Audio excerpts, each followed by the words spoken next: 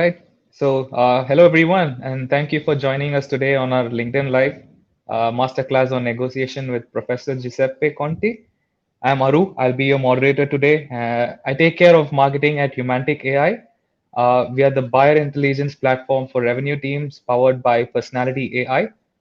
Top revenue teams use Humantic's Personality AI to identify early adopters, help BDRs personalize outreach, and enable AEs with vital customer insights for every deal.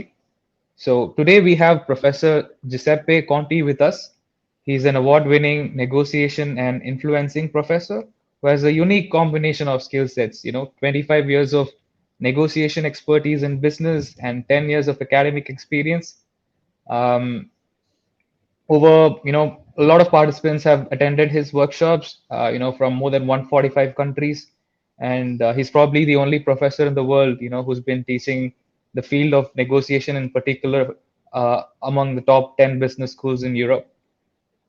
In today's session, we will be covering a specific skill in negotiation called dual vision, which is basically understanding your counterpart and how to get into their mind while negotiating. Professor will cover why it is critical to understand how the other party is evaluating the situation and the role of personality that plays into this. We'd like this session to be interactive, so please drop in your comments at any time. We'll take them up as it comes in, so no need to wait until the end. Professor, if we're good to go, let's start negotiating today. Absolutely. Let's go for it. And maybe let's start sharing some of the slides so that you also have a visual support as we move this forward. And by the way, I had a slide to introduce myself, but the presentation from Aru was so comprehensive that you already know a lot about me. You also get to see my daughters, by the way, over there. So that's a small extra. And indeed, the fact that I did this portfolio career for many years where I was working and teaching at the same time. Okay, let's move on and let's introduce this concept of dual vision. And I want to start with a story, right? We have seen that in the audience there are people representing many different continents. Let's travel all together to New York. We are in Manhattan, Wall Street, one of those very competitive law firms where the lawyer work very hard, they want to make a lots of money, they're very ambitious. It is late Friday afternoon, and the young lawyer Bill is about to finish his day and enjoy the weekend with his wife and his young son. At that moment, Barbara, the senior partner, calls him into her office. So Bill goes in, and Barbara says, "Oh, well, Bill, I wanted to tell you we just received a new case. We will be the prosecutor for this case. The prosecutor is the one who attacks. So we will be the prosecutor. Here is the file. Can you please read the documentation and let me know how you will approach the negotiation in court?" So Bill takes the pile of document to read, and he takes it home, forgets about his plan with the wife and the young son because he knows that on Monday morning, Barbara will call him back into her office and will want to have an update. So during the weekends, he reads all the documentation and he prepares his negotiation strategy. Monday morning, soon after he joined, indeed, he gets a call from Barbara. "Can you come in?" And she asks, "So, what are your thoughts about the case I gave you on Friday?" And Bill starts to outline the way he will do it. "Well, these are the kind of witness that we are going to call. These are the one that they're going to call. These are the question I prepared. Maybe we have a weakness in this area. We can compensate in such a way. And maybe at this moment in time, we can give them a couple of options." Let's say he starts to outline, the way he will approach the case in court. And Barbara says, Bill, I like your thought process. Listen, there is one thing I want to tell you. For this case, we are not representing the prosecutor. We are representing the defendant. But since you study so well the case from the perspective of the counterpart, I'm sure you will do a great job as a defendant, and I want you to represent our client in this court case. So the idea of dual vision is that the good negotiator is able to look at the deal from both sides. My interest and their interest, my alternative and their alternative, my arguments and their arguments, my question and their questions, etc. So this is really the thought process that you should have in order to strengthen your negotiation skills. And by the way, if you have not done a negotiation training before, most likely you are currently approaching negotiation going in thinking about your goals, your interests, your question, your arguments, your, and now we are saying no, you have to do something else. To become a better negotiator, you have to understand the other party, put yourself into their shoes, learn to present their case more persuasively than they can, and get them to choose in their own interest what you want. Hmm. Let's start with the last point. Get them to choose in their own interest what you want. Doesn't sound so easy. How can I get somebody to do what I want? I'll make you reflect on one situation. Maybe you know what? Let me pick one of the person in the audience, one of the person that is already connected, and um, and well, I will pick Vlad. I will pick Vlad because I know that he's a negotiation expert, and uh, Vlad, let's imagine that you are the HR director of Merck, and about 12 years ago, I was in discussion with the HR director of Merck because I wanted to join the company, and at the same time, I wanted to continue my teaching activity. I was already teaching at a number of leading business schools, and I wanted to continue to do it. Now, the challenge was how do we get the HR director to give me a senior job and at the same time to allow me free times for the teaching activity. Now, Vlad, the question I will ask you is the following. You just have to put a comment in the chat. I'm going to give you my arguments, and you'll have to tell me whether you are fully convinced, partially convinced, or not really convinced by my argument. Okay, let's imagine, Vlad, that you are the HR director. Vlad, I'm already teaching at a number of leading business schools. It's something that I enjoy very much. It gives me the opportunity to meet some of the brightest people in the world. When I come back to the office, I feel full of energy. And it is so important for my balance and my personal satisfaction to continue this teaching activity. So I will ask you that in the employment contract, we add a clause that I can continue my teaching activity. Okay, we ask Vlad to judge this, but you can probably also make up your mind and think, are you fully convinced by an argument, partially convinced, or not really convinced? Let's see what kind of feedback we get from Vlad in the chat. If he tells us in the chat, what he will this tell us in the chat, whether he's fully convinced, partially convinced, or not really convinced by my message. And by the way, anybody else can also comment. I mean, you can also tell me whether you are fully convinced, partially convinced, or not really convinced by my message.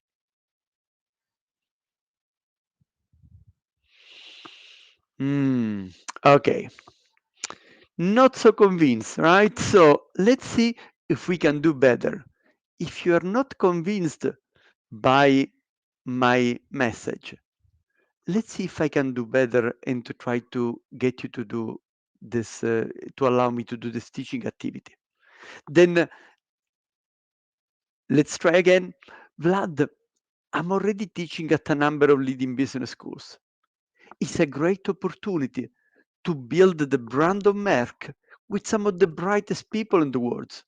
and to attract the talents into the company. For instance, with my current employer, this year we hired 4 MBAs from IMD, one from INSEAD.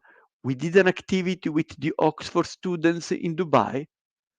There is a huge value in my presence at those leading business schools, and we should definitely continue to do it.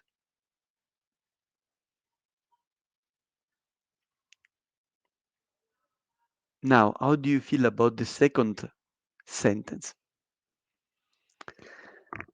I guess, right, the second message was more persuasive than the first one. A key difference between the two is that in the first case, I was talking about what's in it for me. In the second case, I was talking about what's in it for them. So, one of the things that you can do to be more persuasive as you give your message, talk about what's in it for them rather than what's in it for you. Now, uh, by the way, there are other things that we could do also, to get people to choose in their own interest what you want. You can use question, you can use option, but let's keep it simple for this session. Now, let's now continue a bit more. Say, okay, I want to understand the other party.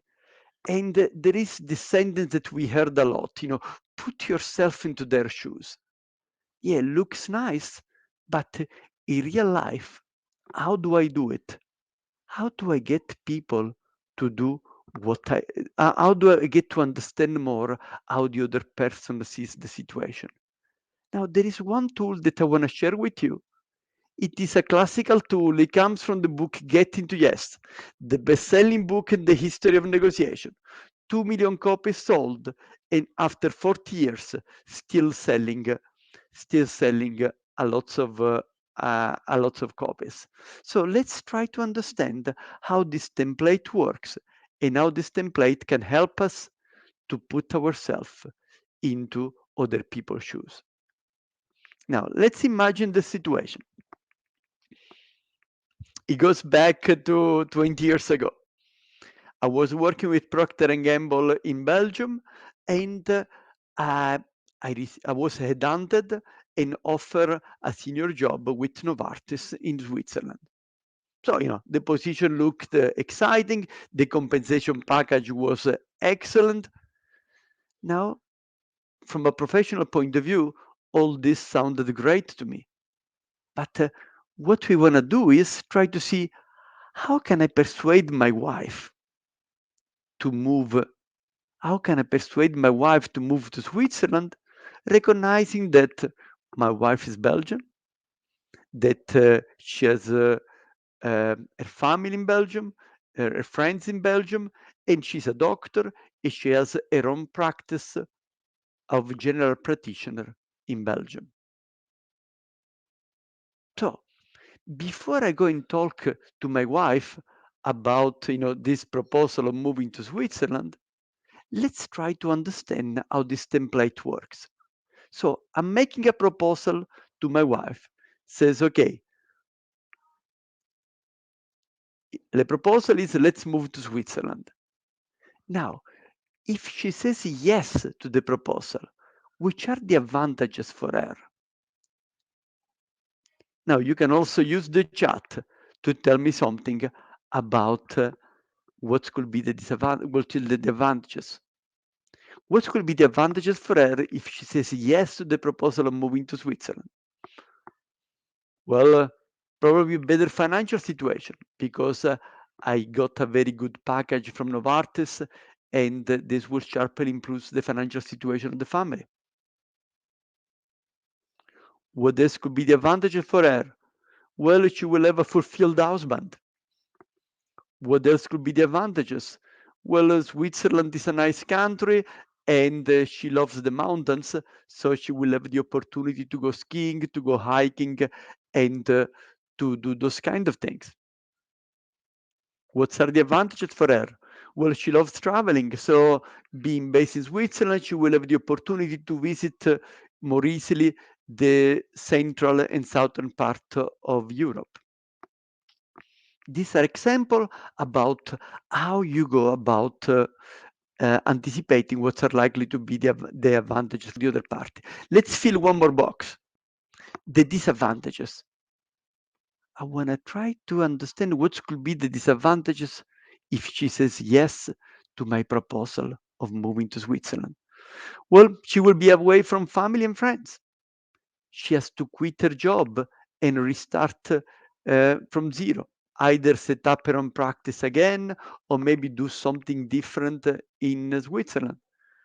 What else could be the disadvantages? She has to get out of her comfort zone. She's currently living in her own country and she will end up having to live into a different country.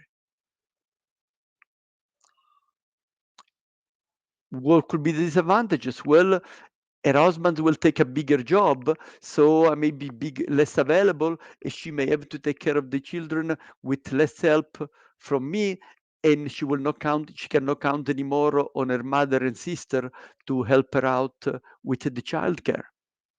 You see, these are all examples about how you try to put yourself in the other people's shoes and understand what are the common interests and which are the potential challenges as we approach the negotiation. And then, if you're negotiating with a customer or a supplier, filling this document will help you to anticipate what are the kind of concession that you could make in order to make it a better deal. If you're discussing with your partner, then maybe you think, okay, how can I make it more appealing to her by adding leverage the common interest or mitigating some of the challenges? So I don't know, if I want to build on a common interest, okay, you love traveling, what we are going to do is we are going to have a budget of 15,000 euros per year for traveling so that once we are in Switzerland, we can take the opportunity to visit a number of other places. And if I want to mitigate the disadvantages, okay, I know that for you it's difficult to be away from your family and friends. We are going to take a big house where we can welcome your family and friends to visit us, and we can regularly have friends with us. Or if I really care a lot about my wife's satisfaction, I can even say, listen, let's let your mother come with us, and then I will have my mother-in-law staying with me the whole time.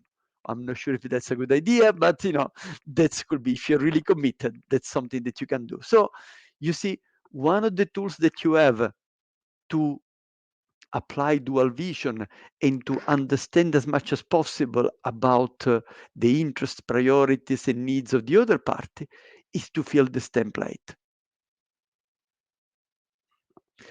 Um, Before I go on to make it more complicated, there may be already some question. I don't know if Aru, do we want to take? Uh, there is already some question that we should take, or can we move on?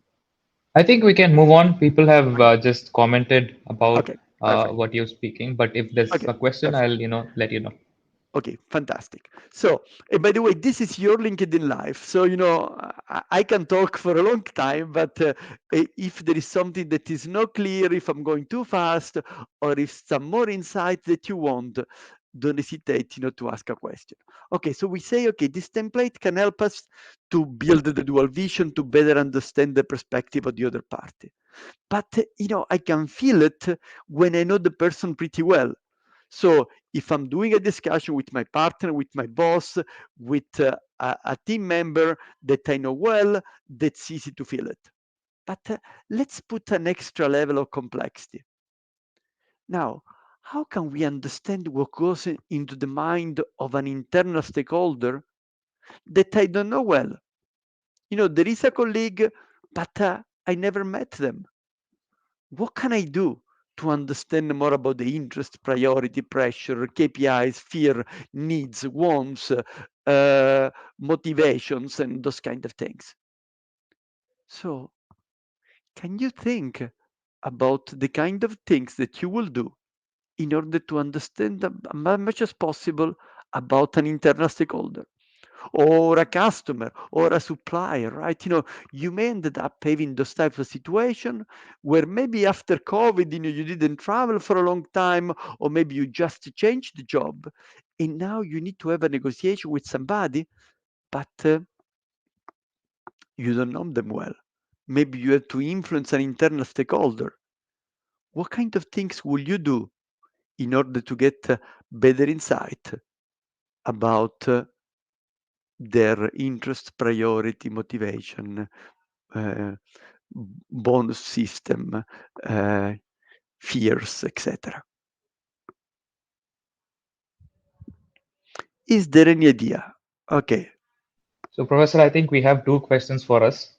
Okay, We'll yeah. go them. Okay. In We'll the go over them. meantime, as people can think about what they will do, we can start taking the question. Yes. Yeah. So I'll show the first question. Won't the disadvantages of when she says yes be the same as advantages of when she says no? So how do we It answer is that? it is indeed a valid point. Uh, a number of times you will end up with similar points. The boxes which are across the diagonal will end up leading similar ideas. But there is a benefits of asking the question twice, both in terms of advantages and disadvantages, because by taking a different perspective, you may end up having a broader set of ideas. But you have a good point there, Lakshmi, that most of the times the disadvantages in one case will be similar to the advantages in the other side, and vice versa.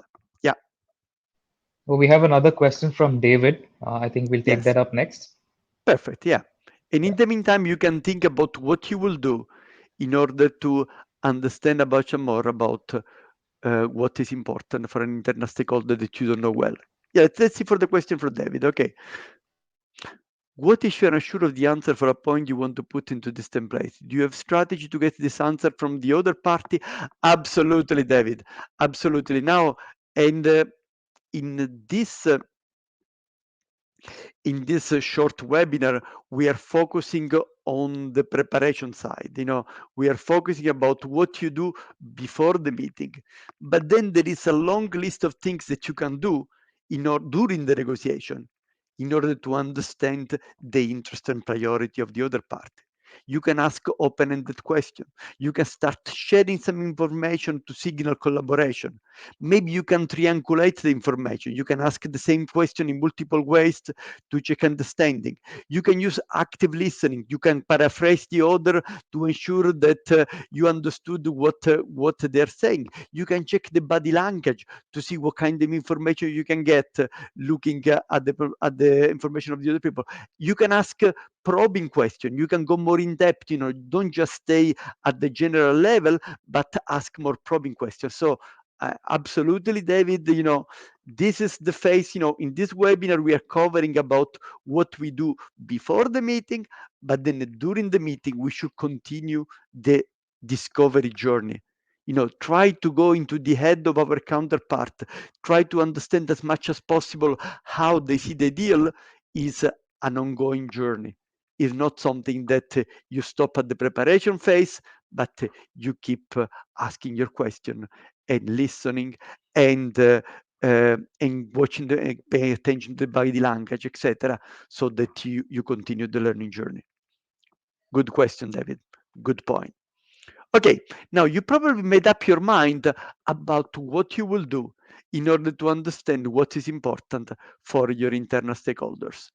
And some of the things that people use is check the LinkedIn profile or all the social media so that you have an idea about what are what kind of person you have. Maybe as you look at the LinkedIn profile, you may also check, do we have a common connection?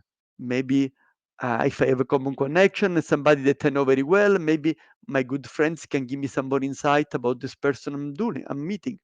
Maybe if you're meeting a person that is fairly popular, then you can do a Google search.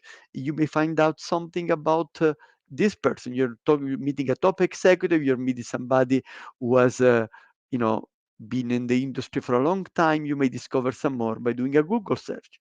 Talk to people in your network. maybe there is some historical data that can help you. You know, if you're dealing with, for instance, a supplier or a customer, you may have something that shows information, or maybe key performance indicator that show how the relationship has been going until now. You can check the note from past meeting. If it's an internal meeting, then maybe you can check the intranet or whatever you want to call it. So these are all the kind of tools that you can use to understand more about an internal stakeholder. And of course, if you're dealing with a customer supplier, then the number of tools becomes much bigger. But one of the tools that we do have in order to understand more about the people we are dealing with is indeed using artificial intelligence personality profiles. And if you decide to sign up for this webinar, it's probably you may be already be familiar with Humantic. I have to say, I've been using Humantic for maybe 1 year or something more, and it's something that I found useful as one of the tools that can help you build this dual vision, that can help you to understand as much as possible about how the other person is likely to behave, how they may look at the deals, what is the most effective way to deal with them. You know, this is an example of the kind of information that you may have on Humantic. It's only some of information. There is more information, like the disk profile of the person, the ocean profile of the person. But just having a quick look at the Humantic profile, you may have an idea about the personality. You understand, how you will behave at the beginning of the meeting. If you're writing an email, if you are negotiating with them, what you will do in order to close, how likely they are to take risk or not take risk, and all those kind of things. So I'm not advocate now. By the way, I didn't get paid by Humantic for doing this. Is is because I've been using Humantic for a year, and I find it as a useful tool in order to understand as much more about the interest and priority of the other party. Now, there is an important element that I want to add, applies to Humantic and applies also to the other elements of research. You should take them as hypothesis, not as assumption. A mistake we make in negotiation is we assume that certain things are true. Oh, I know the supplier, they always want this, they always want that. Oh, I've been in business for 20 years. I know by heart the packaging supplier, they always want this and that. This is a dangerous assumption. A more effective way, let's say that you go into Humantic, you discover something about their personality, what's their attitude toward risk and those kind of things, then you take it as an hypothesis and you say, well, maybe this is correct. Maybe the information in Humantics 8 times out of 10 is correct, but it may not also be correct. Maybe there is a 10 or 20% of the times that is not correct. So take it as an hypothesis, and then you validate your hypothesis during the negotiation. Then we go back to the question from David. I've done my preparation. I put myself into the shoes of the other person. I try to look at different sources to understand as much as possible about the counterpart.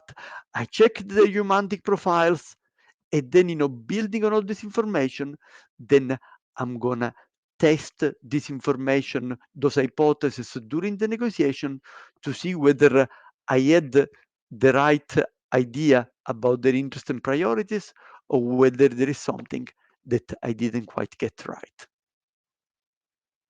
So to summarize on the idea of dual vision, is a good negotiation looks at the deal by taking into account the perspective of both parties, if there are two-party negotiation, of all the parties, if it's a multi-party negotiation. So forget about going in only thinking about your goals, your interest, your question, and etc. But go there, and every time you take into account what is important, what are the interests and priorities of all the parties involved, and then you make a deal which will enable both parties to be satisfied with the deals. I suggest we open up for question.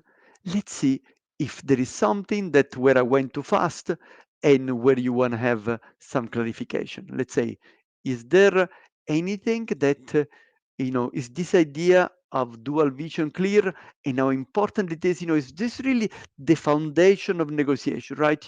The first thing you want to change to become a better negotiator is looking at the perspective of all parties. Then, of course, we can look at more sophisticated tools, but that's maybe a topic for other webinars. By the way, I do have also webinar, and if you enjoyed this workshop, you feel free to connect with me on LinkedIn. um, I have, I have, yeah, I have a LinkedIn account, and I have 21,000 followers, so it should not be too difficult to find me. If you type Giuseppe Conti, I should be the first one that goes in. You may also say that, you attended the webinar, then I will understand why you want to connect.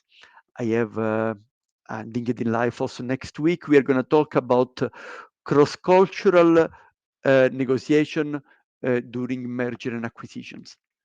And I have a couple of LinkedIn Live every month, so there is an opportunity to continue to learn for free if you're interested in negotiation.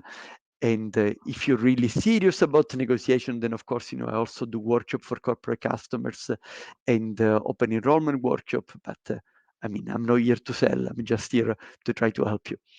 Okay, let's see. So, let's see if there are questions about the concept of dual vision that I can help you with. So, Professor, I think we'll give some time for people to comment. But I Yeah, had a question for you, there is a from small the delay. There is a small delay between the moment that the questioner enter and the moment they come our way. So okay, we'll be patient for a while.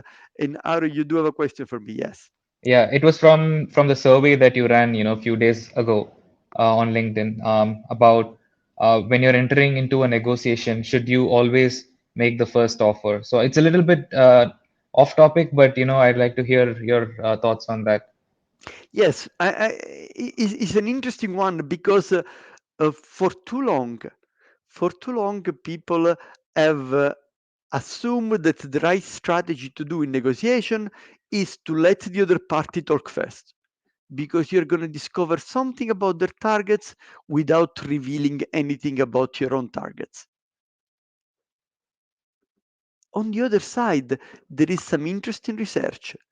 Uh, It is also part of the prospect theory that enabled Daniel Kahneman to win the Nobel Prize in Economics in 2002. And the psychological bias is called anchoring. And the idea is if you make the first offer, you have the opportunity to establish an anchor, to establish a reference into the negotiation. And most of the people, when they make their counter offer, do not make a counter offer which is aggressive enough. So by making the first offer, you establish the anchor, you establish the negotiation range in the space which is more advantageous to you. So there is a power in making the first offer, although you should only make the first offer if you know the market well, if you have an idea about the reservation price of the other party, about their limits. Because if you do not know the market well and you make the first offer, you may be wrong. You may end up an offer which is too high or too low, then either you lose credibility or you make a bad deal. So the advice is, if you know the market well, make the first offer because you can take advantage of the anchoring bias. If you do not know the market well, let the other party talk first. Thank you. I think we have another question. How to Yeah. build trust among cross-cultural stakeholders to connect regarding services or products? Uh, well, in cross-cultural negotiation, Yes, trust is a more challenging is a more challenging element. I think that's now uh, there are some components that are common across culture, but then the weight that we give to the different component may be different. Um, there is one instrument which I like very much. It's called the trust equation. Now, the trust equation is a way to summarize some of the key elements that you can do to be perceived trustworthy by your counterpart. Now, the trust equation says that being trustworthy is equal to, and maybe you want to write it down for yourself, or maybe you can also write it on the chat for me, Aro. The being trustworthy is equal to credibility plus reliability plus intimacy divided by self-orientation. So let me explain those four components which makes the trust equation. So being trustworthy is equal to credibility plus reliability plus intimacy divided by self-orientation. So credibility in business is pretty much about how competent you are.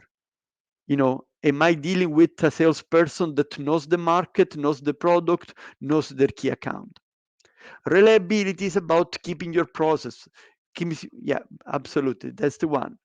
Uh, reliability is about keeping your promises, walking the talk. Your boss is going to trust you if you tell them, I'm going to prepare the presentation by Wednesday, and you really have the presentation ready by Wednesday. Intimacy is about the quality of the relationship. So, how comfortable do I feel to share information with this person? How comfortable will I be able to have a difficult discussion with this person? Now, you see, the importance of the intimacy of the relationship may be different from one culture to the other. If again, I'm making stereotypes, and by the way, whenever I'm talking culture, I'm talking about, the normal distribution curve. So on average, the people in the US, the people in Western Europe tend to care less about the relationship. While people in India, in South America, in Southern Europe, they're more likely, to put more focus on the relationship compared to those other kind of culture. So the components of trust remain the same, but the weight that different culture put into it may be different. By the way, let me just to conclude the point, clarify the last point of the trust equation. What has a negative impact of being perceived trustworthy is self-orientation. Now, if you perceive me as a person that only cares about my own goals and I don't care about you, then you're going to struggle to trust me. If instead you see that, yes, I want to pursue my interest, but I also want to make sure that you get yours, then this is going to help you to be perceived as a more trustworthy, is going to help me to be perceived as a more trustworthy person.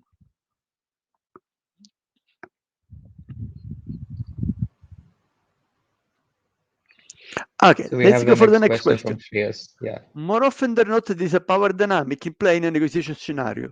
How do you balance the scale? I think the first thing that we want to do is try to understand the balance of power. Because I'll tell you one important thing, Shreyas. Too often we underestimate our power in negotiation. You know, uh, Before I was a professor, I was a procurement director, right? And maybe I was going to a negotiation with a supplier, and I will be thinking, oh boy, that's difficult because my internal stakeholder told me that he doesn't want to change supplier. And my engineering resources are stretched and overloaded. They will not be able to help me. And my boss is putting me pressure to close the deal quickly, etc. So, I knew all the limitation on my side, which made me feel weak. But you know what? Often you do not know the limitation on the other side. Maybe the supplier I was dealing with has the warehouse full and he has to start shipping products because he doesn't know where to put his products anymore. Maybe he really wants to close the deal by the end of this month because he wants to get his bonus by the end of this quarter. Maybe he has his boss that is on his neck to close the deal with my company. So you see, we know the limitation on our side, we do not know the limitation on the other side, and we tend to underestimate our power. A second element that we can do to understand the balance of power is to look at the button of both parties. What am I going to do if I'm not able to close the deal? What are they going to do if they are not able to close the deal with me? Now, if I hope you know about Batna, but I think, if I start explaining each of this concept, then, it's going to take us too long and we are already towards the end of our LinkedIn life. But, looking at the strength of the two parties Batna is another way to understand the balance of power. A third thing that I encourage you to do is to ask yourself this question: who has the more to lose if we do not close this deal? Who has the most to lose if we do not close the deal? And then this can also help you to understand the balance of power. And then, taking this into account, you can take action to strengthen your power. What's the buyer, for instance, tend to do is they build alternative. They qualify other supplier in order to have more strength. Maybe they build knowledge. I'm negotiating with Microsoft. I'm not an expert. I get a consultant that can help me in the negotiation with Microsoft. Maybe I simplify my process. I have a functional specification that will make it easier to change supplier. The seller can do something else. The seller can do the same. The seller, the buyer wants to move all the seller as a commodity. And the seller was make all the customer as monopoly. So he wants to be perceived as a monopoly. So what they do, they have a unique branding, they have a unique business model, they try to build a special relation with the consumer in order to have more strength in the negotiation. If you look, for instance, at my former employer, Procter & Gamble, they spend a lot of money in branding, and this gives them more strength when they go and negotiate with Tesco, with Carrefour, with 7-Eleven, because they know that the consumer wants Pampers, and the retailer cannot afford not to sell Pampers in their shop. And that is one of the tools, to strengthen the balance of power.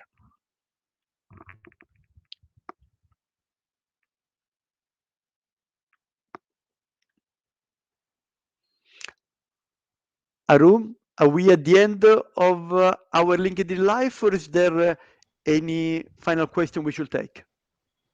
I think let's see if we can have one more question from our users. If we don't have any, I think we can wrap it up. Okay. So we have a comment from Vlad. Yeah, if you shape your message with the eyes of your counterpart, you increase the probability of acceptance. Absolutely. That's one of that's good, Vlad, really summarizing one of the key ideas that we wanted to convey with this workshop. Look at the deal through the eyes of your counterparts, and then as you frame your message in a way which is appealing for them, then you're more likely to get what you want. You look that we are starting getting thank you messages from our audience. So I think it's my turn to thank you. Thank you for being here with us until the end. I hope you got some useful insight. And by the way, if you want to learn more about humantic.ai, then check their website. And if you want to learn more about the kind of things that I do, then also check my website. It's called cabl.ch. It would be great, Aru, if you can write it down, cabl.ch, or don't hesitate to send me an invitation on LinkedIn. And I have LinkedIn Live events on a very regular basis, and I will be delighted to continue sharing some insight for you. Thank you very much for your kind words that you're putting into the chat, and all the very best to to Humantic for organizing this workshop and to you all for spending this day with us and Yeah, thank those 45 minutes. Yeah, thank you for the wonderful session, Professor. We really enjoyed it, and we learned a lot from it as well. So, thanks to My everyone for pleasure. joining us today. Yeah, thanks to everyone for joining us today. Do check out humantic.ai as well as Professor Giuseppe's websites. That's cabl.ch. Feel free to connect with us on LinkedIn. We're open to receive feedback. We want to make more sessions like this useful for you. Um, so yeah, look forward to interacting with you all again on our next session. Fantastic. Thank you. Bye bye. Yeah, thank you.